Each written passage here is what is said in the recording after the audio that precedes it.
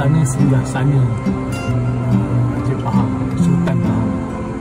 Okay, so according to akak yang jaga information counter tu, dia kata Sultan Fahang selalu rajin turun kat Lipis ni. So dia akan menginggah, sebab tu dia panggil Istana Singgah. Okay, dia akan menginggah di istana ni untuk berehat. So ni pintu belakang ni. Dia kata kalau nak masuk di pintu depan tu kena masuk dari masjid pun. Okay, right. Jom pergi masjid jap.